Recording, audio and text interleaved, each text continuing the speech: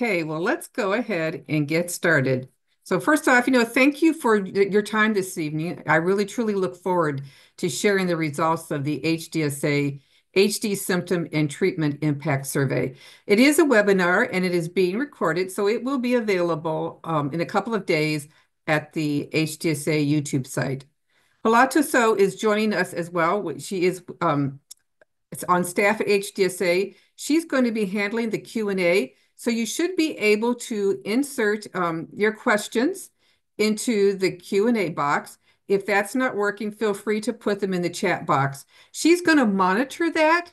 And then at the end of my presentation, she'll take herself off of mute and read out loud questions that people might have. So feel free throughout the presentation to put your questions in the Q&A box, or if that for some reason isn't working for you, you can put them in the chat. All right. So first, I want to just say thank you to the generous support of our corporate partners who helped make this survey. Without their help, this survey would not have been possible. But before I share the results, I think it's important for you to know why we developed that survey, the HDSA HD Symptom and Treatment Impact Survey. One of HDSA's advocacy focus is to support the speed and innovation around the development of new therapies. One key way to do that is to put people with the lived experience of Huntington's disease and their families at the forefront. We believe, as experts of their own condition, people living with Huntington's disease have a responsibility to inform medical product developers about the therapies they are researching and developing, and the FDA on whether those products are meeting the community's needs. They become the voice of the community when they provide invaluable insights into the needs and preferences around therapeutic interventions.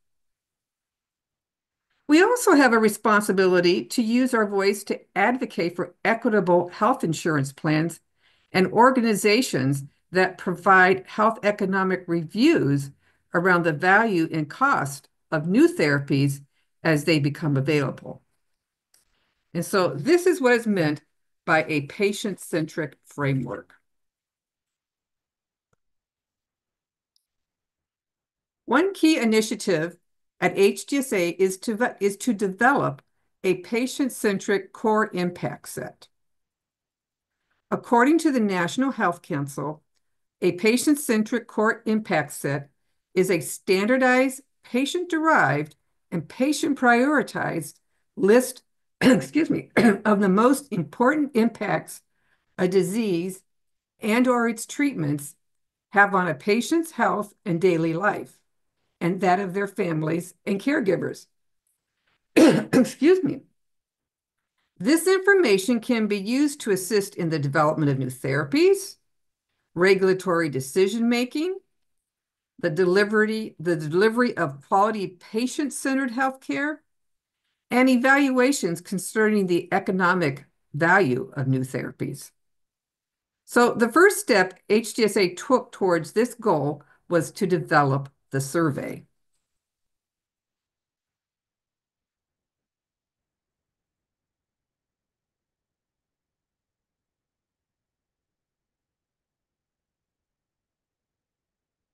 The HDSA Symptom and Treatment Impact Survey was a peer-designed survey.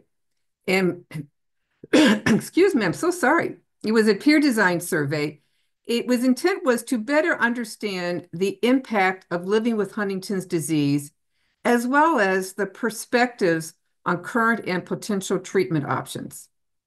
So for our purposes on developing a patient-centered core impact set, the emphasis on this survey was around the pre-symptomatic stage, the early stage, and the mid-stage. Although the survey was open to anyone, it was open to, and we did collect the information from people who were at risk, as well as individuals who were in late-stage Huntington's disease. But what I'm going to share with you tonight is the result around the pre-symptomatic, early, and mid-stage responses.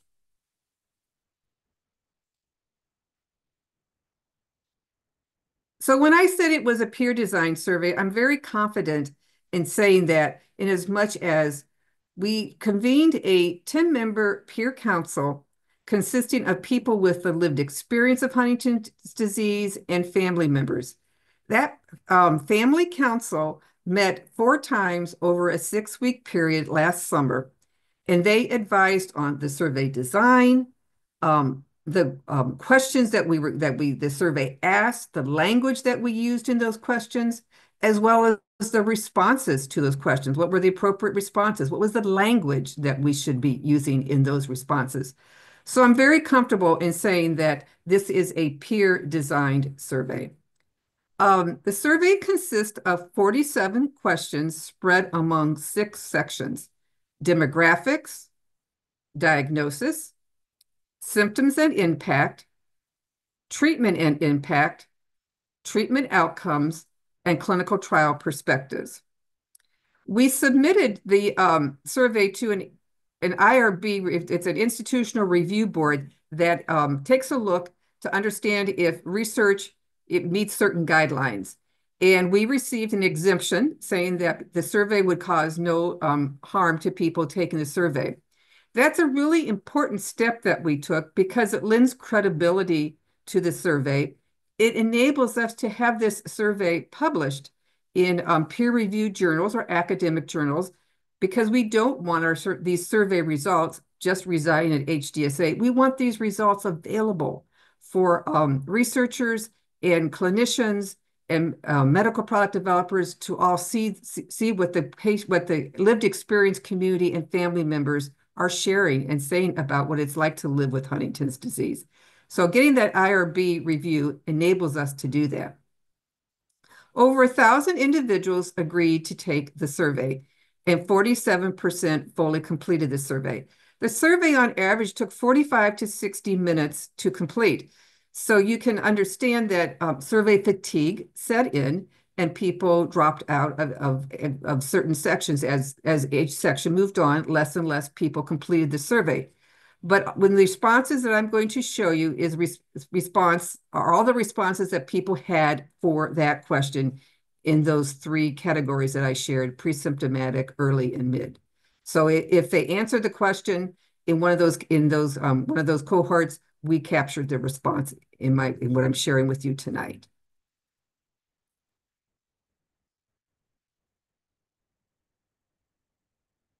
So not surprising, 90% of the respondents indicated that they were white or Caucasian.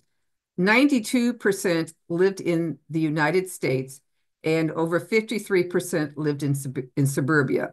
But I do want to point out to you that 57%, greater than 57% of the respondents to this particular survey shared that they had a higher education, that they had a bachelor's, master's, or a professional degree. And we recognize that that is not reflective of the general population. So as we go through the survey results, it's important that you remember that the characteristics of the people who were responding to the survey. Also, I want to point out that similar to surveys of this type, the respondents were primarily female. Now, individuals could select as many options that applied to them when answering the question of how did they relate to Huntington's disease. So of those, that subsection of women who responded to the survey, 71% of them said they were married or widowed. And when asking what their relationship to Huntington's disease was, 26% said they were a care partner, a little over 25% said they were at risk, fully almost a third said that they live with Huntington's disease, and almost 60% stated that they were a family member. So that would make sense that, if someone was living with Huntington's disease, it might also apply that they're a family member, or if they were at risk of living with Huntington's disease, it also might apply that they were a family member.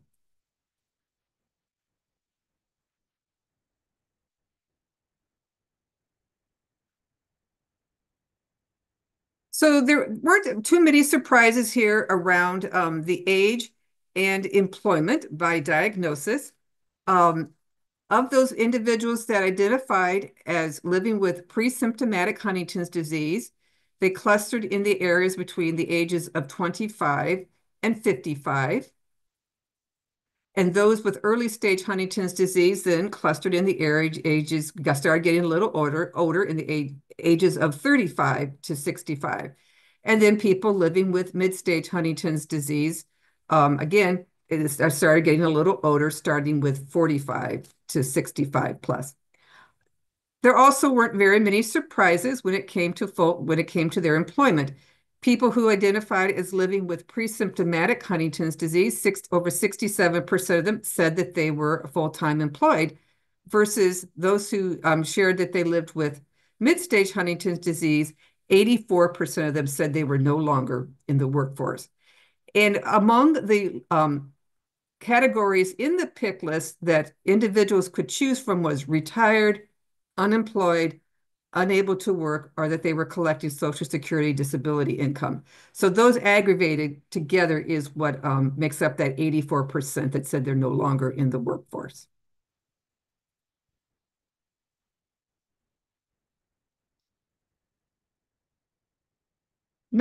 Almost 97% of the people responding to this survey stated that their diagnosis was via a genetic test. And then we asked them what was the length of time they had been living with Huntington's disease since receiving that diagnosis. Again, in the pre-symptomatic, there were ranges in ages from one to three, not ages, but length of time from 1 to 6 years. In the early stage, it was 1 to 3 years, or 10 plus years. And then as you can see in the mid stage, it clusters there at the bottom all the way from 3 to 10 plus years. What I'd like to point out that we think is interesting, an interesting observation about this, is that when you look at pre-symptomatic, 25% said that they had been living with Huntington's for 10 plus years. We would have to ask further, but I think that it kind of points to people choose to get tested for Huntington's disease at different stages in their life. So if someone had chosen to be tested for Huntington's disease at 18, it could make sense that they were 28 and still living with pre-symptomatic Huntington's disease. So if anything, I think that this graph demonstrates that people choose to get tested for Huntington's disease at various different stages, at different ages in their life.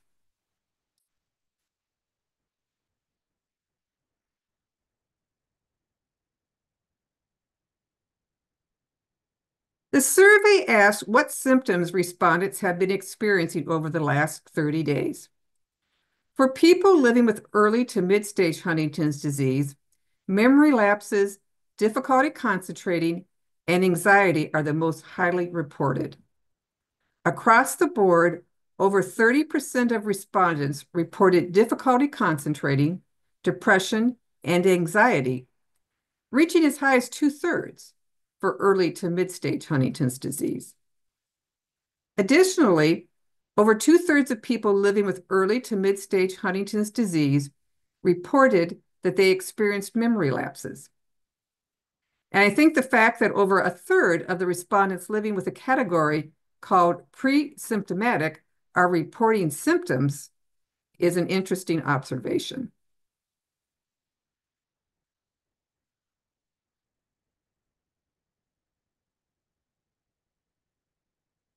There's a sharp difference in the reporting of physical symptoms within the early to mid-stage cohort and the pre-symptomatic cohort.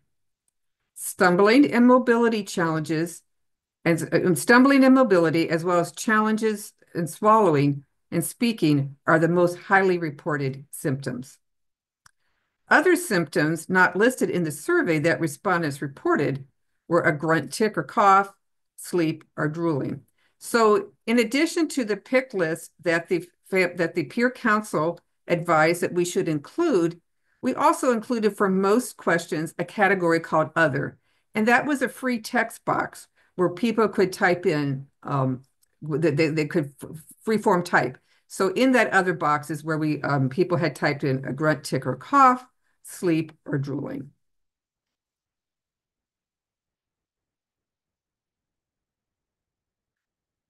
The survey asked respondents to select the 4 symptoms that have the most impact on your life today. While the physical symptoms of stumbling and clumsiness are in the top 4 as the disease progresses, there is a common denominator across the stages. It appears executive function and mental health dominate the impact regardless of the stage.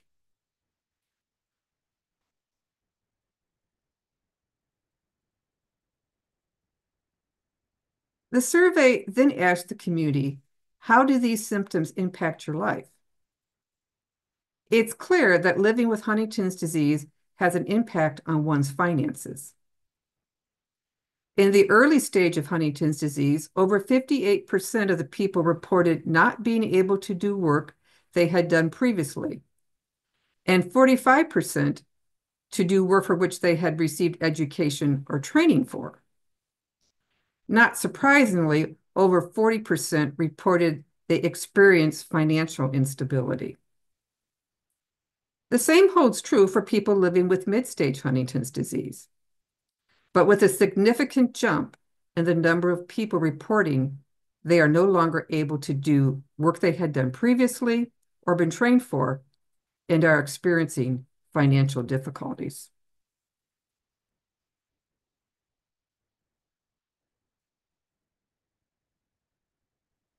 Much more difficult to quantify, but just as impactful, is the strain living with Huntington's disease puts on relationships. All cohorts reported strained family or intimate relationships. And as the disease progresses, family responsibilities become more difficult. 23.6% of people living with pre-symptomatic Huntington's disease reported they had delayed or chosen not to start a family. Those delaying not to get married or enter into a life relationship is consistent across all the cohorts, ranging from 12 to 14%.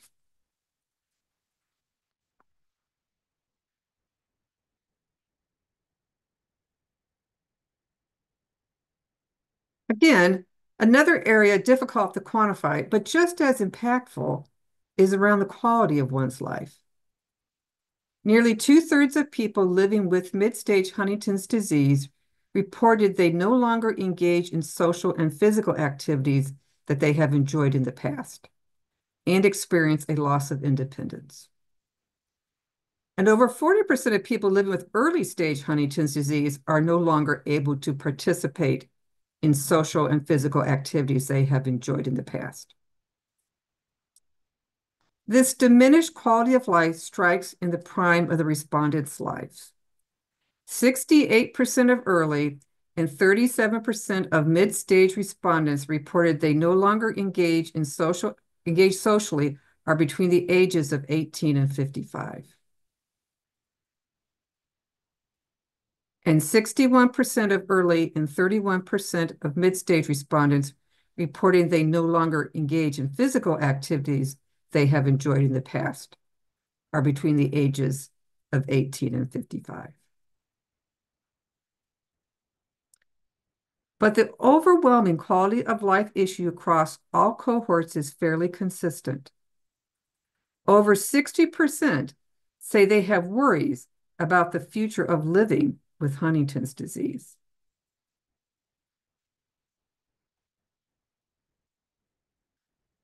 The ability to function in how respondents live, work, and play is an important factor in seeking healthcare. It's pretty consistent across all the cohorts, pre, early, and mid. Around 80% said that that was very important. It was a very important reason for why they seek healthcare. Notably, the survey reveals that there's opportunities to reimagine how healthcare is delivered. 40% of early stage respondents state that their healthcare teams are only somewhat or not at all providing are not all providing useful information. This number is higher for respondents in the mid-stage cohort at 45%. And noticeably, over 35, almost 36% of respondents in the pre-symptomatic stage state they do not have a healthcare team to treat Huntington's disease. So one of the pick list responses in this question was, I do not have a healthcare team to treat Huntington's disease. And as I said, almost 36% of the people in the pre-symptomatic cohort that responded said they don't have a care team to treat Huntington's disease.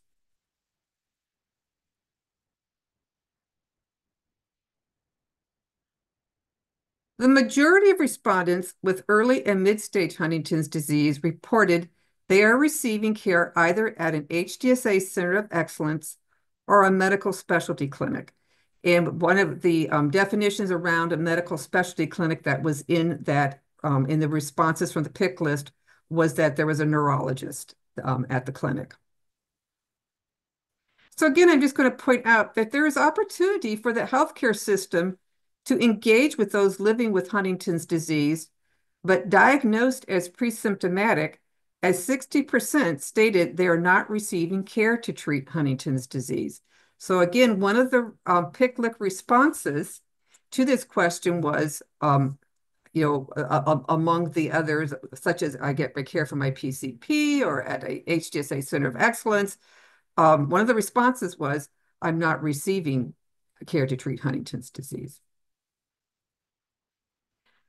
Mental health care utilization is also higher amongst respondents living with early to mid-stage Huntington's disease, with almost 60% of early stage and almost 54% of the mid-stage respondents stating they're under the care of a psychiatrist.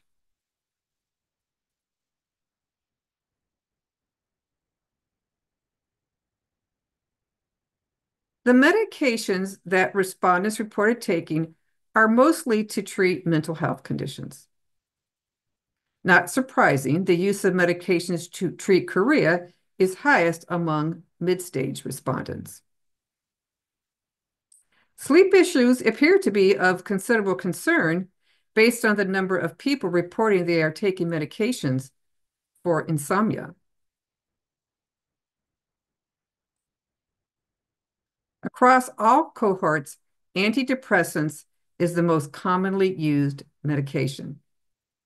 And so again, when I look at the survey, I look for opportunities. And I think there can be an opportunity for how HD is framed among health policy decision makers, in as much as almost 45% of respondents who state they live with pre-symptomatic Huntington's disease state that they take medication to treat a Huntington's disease symptom. So other medications not listed in the pick list that the respondents reported using were Adderall and Ritalin.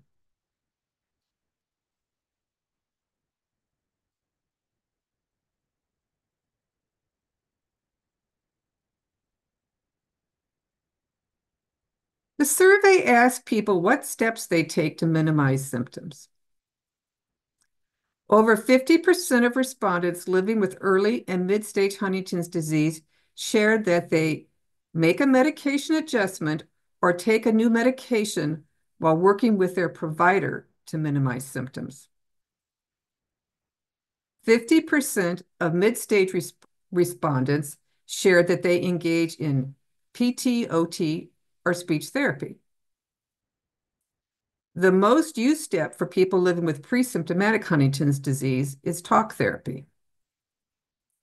Now, the pie chart on this board, on to the right over there on the board, details how effective these steps are by those who stated they had taken this step.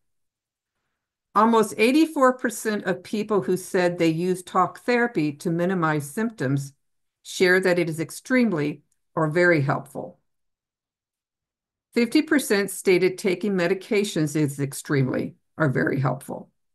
And that's followed by 47.3% for those who stated that body-based therapies such as osteopathic or chiropractic manipulation, massage, or reflexology. And then 45.5% for PT, OT, or speech therapy. And then 43.9% for clinical trials. And again, it's for people who actually said that they had taken that step. So of the people who said that they had participated in a clinical trial, almost 44% of them said that it was extremely or very helpful.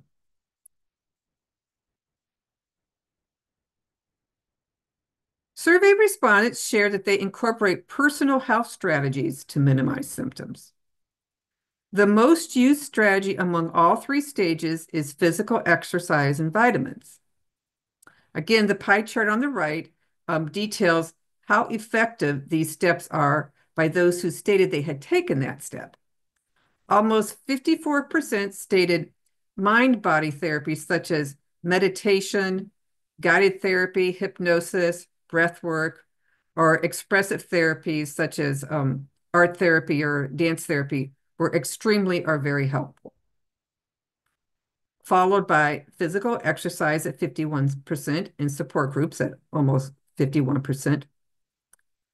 Less effective is diet at almost 40% and vitamins at 26.4%.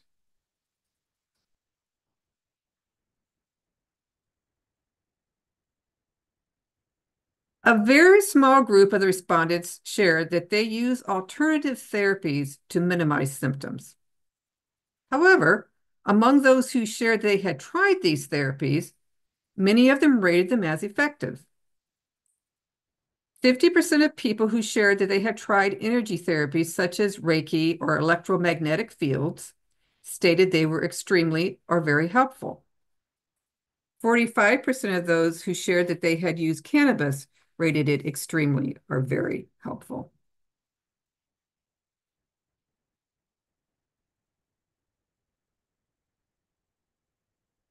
Survey respondents shared they utilize a variety of resources to manage their symptoms.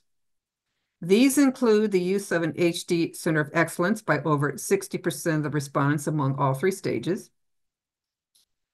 And almost 60% of those living with early and mid-stage Huntington's disease reported their clinical care team is a utilized resource. But I think it's really important to point out how critical the family is as a resource to people living with Huntington's disease.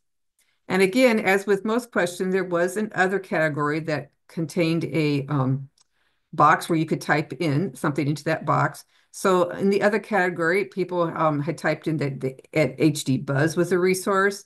Other patient advocacy organizations were resources, an HD social worker, or social media.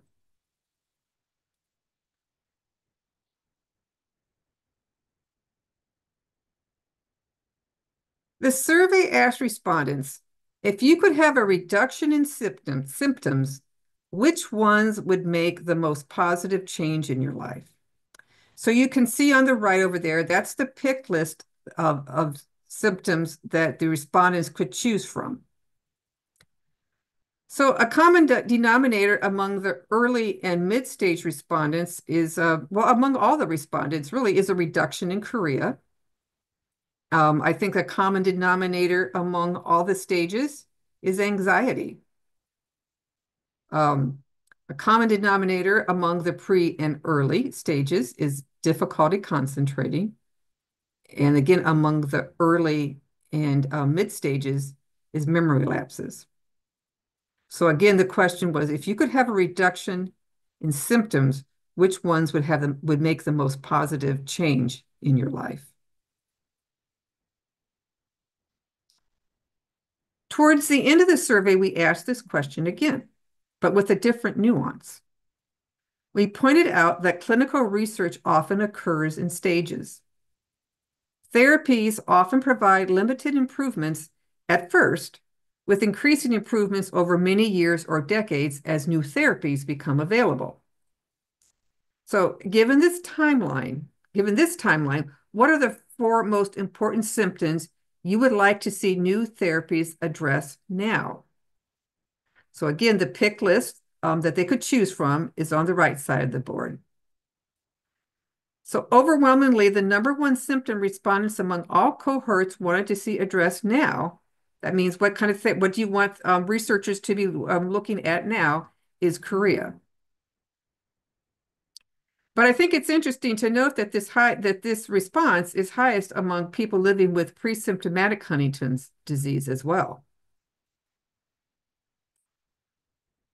Difficulty concentrating is a common denominator among those living with early and mid-stage Huntington's disease.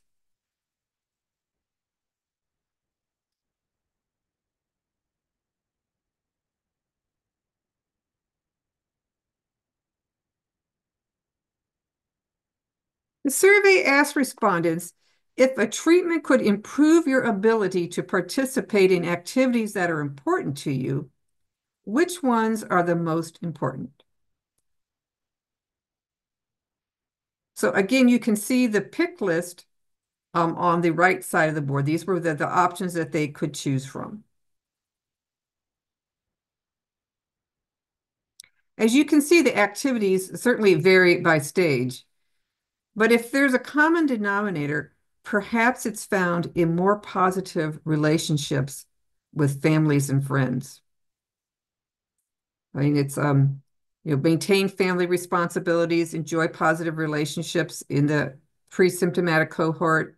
The early cohort enjoy positive relationships, engage in social activities, and the same with the mid, engage in social activities, maintain family responsibilities.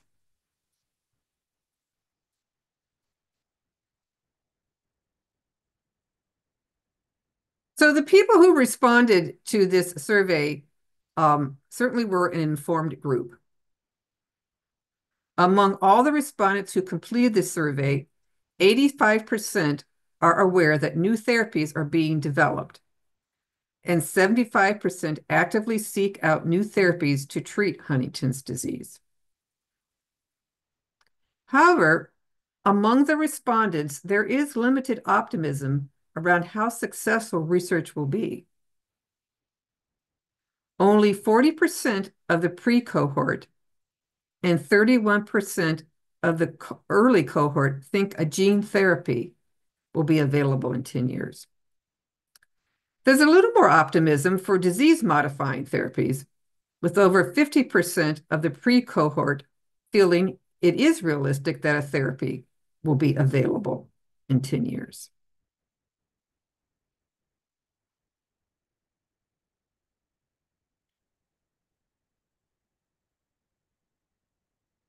The survey asked respondents some very high-level questions about benefit and risk tolerance.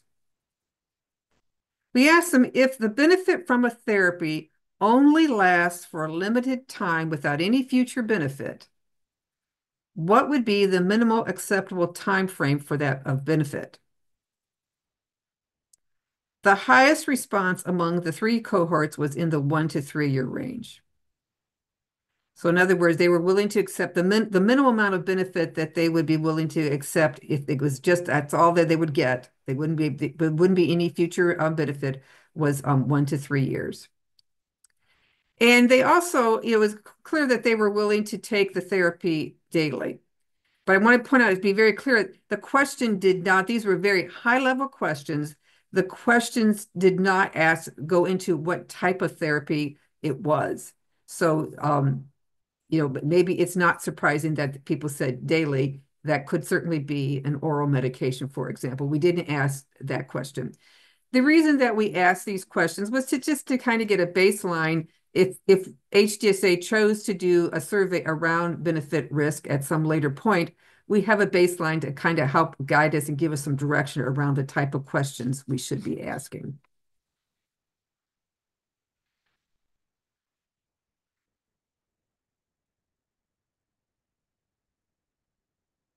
Enthusiasm to participate in clinical trials is a one and done. The survey asked I'm sorry, I've skipped something there. I've missed a slide. There we go.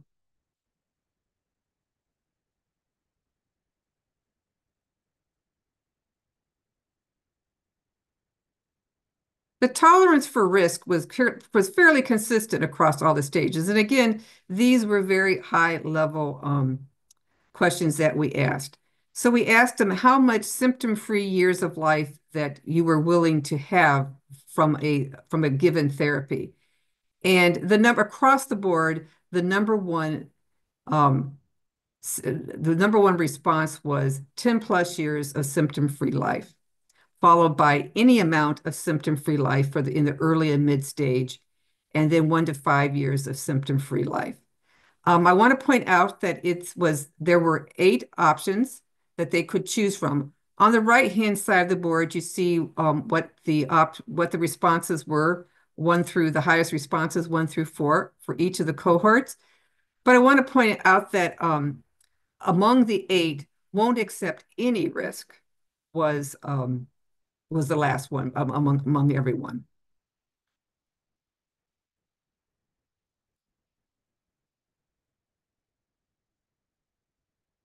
So the interest in clinical trials fails it's high among this population. 28% said that they have participated in the clinical trials. Um, and 73% said they've explored the possibility of participating in a clinical trial. But given what we learned earlier about their optimism around how soon a gene-modifying therapy or a disease-modifying therapy would be available, altruism seems to be the driving factor for participating in clinical trials. Almost 90% of the pre-symptomatic individuals said that they would participate in a clinical trial to help future generations or families, and it was over 70% for the early and mid stage. Just about the same number of people again said it was to help, they would participate in a clinical trial to help researchers learn more. And again, help others with Huntington's disease. And then the next, coming in on fourth among those options was to get access to treatment.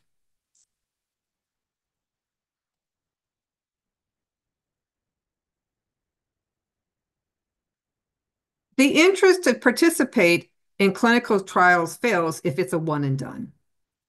So asked what action they would take if they could only participate in one clinical trial.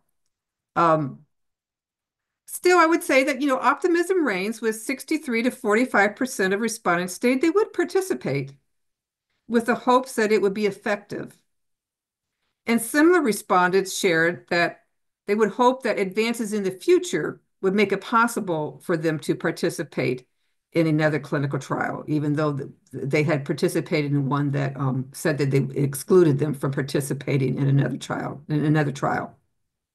But I think it's interesting to note that even if they were told this would be the only opportunity they could have to participate in a clinical trial, a very small number of the respondents said that they would not participate.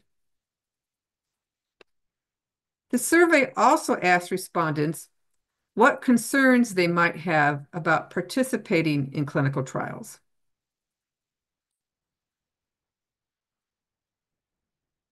So I would say the concerns are fairly consistent across all 3 of the stages. However, the concern about being ineligible for future clinical trials was the biggest issue among the people living with pre-symptomatic Huntington's disease. And not surprising, time taken away from work was a very minimal concern for people living with mid-stage Huntington's disease, given that we learned earlier that 84% of those respondents said that they were no longer in the workforce.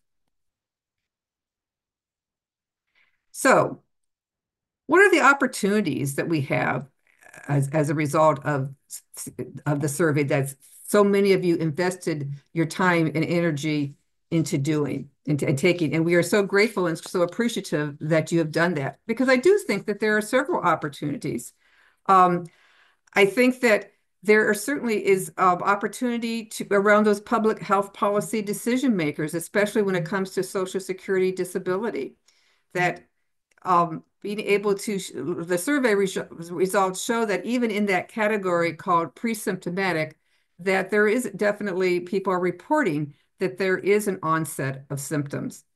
And I think that, there's an opportunity for us to advocate around recognizing the impact mental health has in people's disability in looking at those SSDI requirements around those SSDI claims that bringing up the mental health issues is certainly an opportunity and something that we can advocate around. I also pointed out earlier, I think that there's opportunities in the way healthcare is delivered, that the healthcare community can be taking a look at the opportunity to engage earlier with Huntington's disease patients in providing quality care earlier upon diagnosis. And being just, educating patients on resources to manage their conditions upon diagnosis, because it was, alarming that so many of the individuals living with pre-symptomatic Huntington's disease said they did not have a specialized HD care team.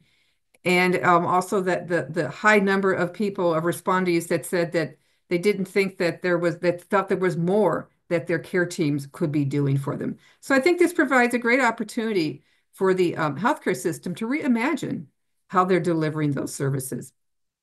I also think there's great opportunities with the survey in the areas of research. As I said, one of the main reasons that we took the time and effort to go through an institutional review board was that it provides us the opportunity to have a published paper.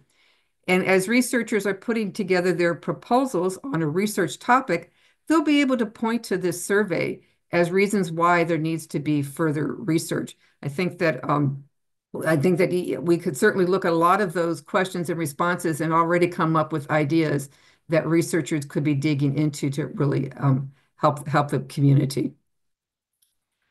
But HDSA is not involved in certainly the delivery of healthcare or our own research. So what are we going to be doing with the survey results? As I shared with you at the beginning, we have this initiative to develop a patient-centered core impact set. And so this was just stage one. Last year was stage one of that 2.5-year project initiative. This was the beginning. The survey certainly helped us to understand the input from the community around the impact of living with Huntington's disease. How is it affecting their life? And what are their perspectives on treatment? We also then in November held a patient-focused drug development meeting. That was a meeting where we had facilitated conversations for all day on attendees. It was the HD community that attended that meeting in Silver Spring, Maryland. The audience for that meeting was FDA staff and medical product developers. So they heard directly from the community about the impact of living with Huntington's disease and their perspectives on current treatments that are available and the potential for future treatments.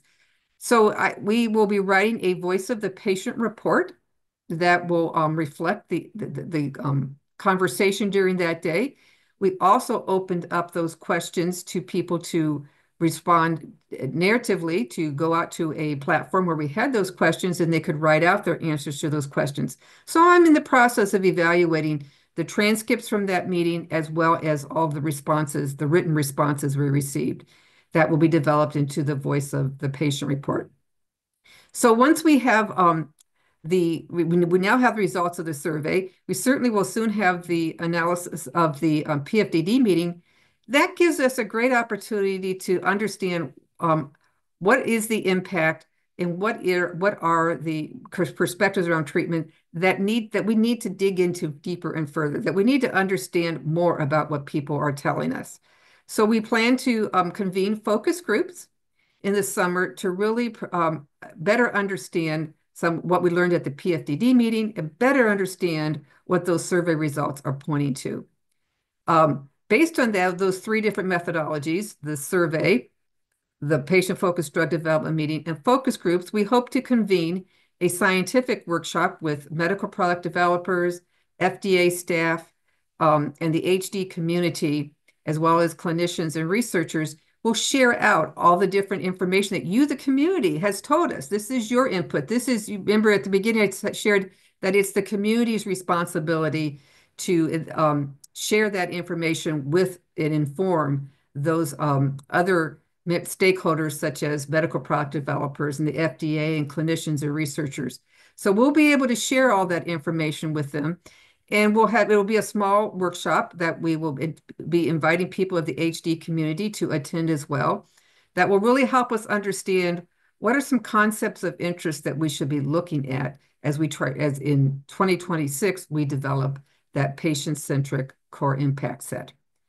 So you are at the center of that. I just want to demonstrate that a patient-centered core impact set, by its very definition, is derived by the people with the lived experience.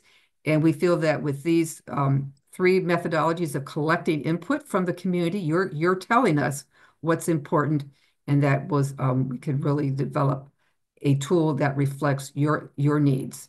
So that is all I have to share tonight.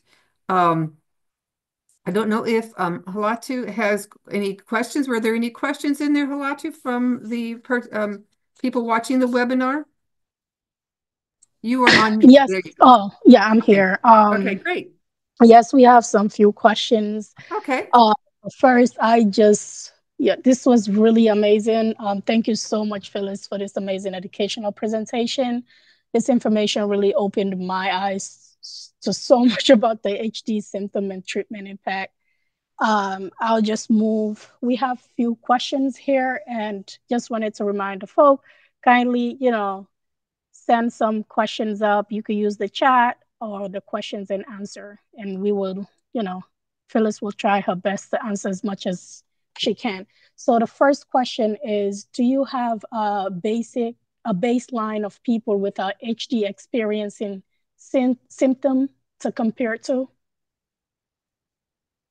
So are you asking me, I don't know who wrote the question, but are we comparing this to other surveys that are out there? Yeah, so it said, I think it will be incredibly beneficial to have it compared to especially those who are reporting to pre-symptomatic. That is certainly part of the process, that once we develop the concepts of interest, we certainly want to go out and look at the literature that's out there to see how what we've learned so far matches up to any other existing tools that might be there that are already have been validated. So by being validated, it means that they've gone through the rigor of research to be tested. So that will give us an opportunity to really see baseline what is already existing out there. It's a good question. Yeah, thank you. And I'll move to the second question is, can you explain why we should prioritize Korea if there are already 3 FDA approved drugs for Korea? That is an excellent question, and that's the purpose of the focus groups, because the survey and what we learned at the PFDD meeting only point us to areas in which we would want to understand more. And so I think that we definitely would want to be asking that type of question, that very specific question when we do the focus groups. Great. And this is another question is, this is perhaps a nuance, but one item not listed as a symptom is loss of ability to do complex problem solving or analysis, not due to lack of concentration. Did that show in the survey in other way? I don't know. I don't have the pick list in front of me. So it was a pick list of responses being memory lapses, difficulty concentrating. But I think, again, that these all point to things to uncover in the focus group where we can really, have that narrative and conversation with people to understand that deeper. What do they mean by memory lapses? What do they mean by difficulty concentrating? Because that will be extremely important to understand. Great. And another question is, has HDSA seen changes in federal involvement, FDA, for example, with the recent executive order on program and staff reduction? Well, this is a question about the survey, so I don't know that I can really answer a question about what's going on in Washington, D.C. right now. I'm happy to I'm definitely keeping my ear to the ground and trying to understand better what the what is happening and what the outcomes will be. But great question. I think that everyone has concerns around that, and I'll certainly, but maybe you're pointing to another webinar where we can have, from an advocacy standpoint, where we share what are some of the learnings of what's taking place in DC that currently. Thank you. And someone did ask, tell me more, please, about the upcoming scientific workshop, if you know any.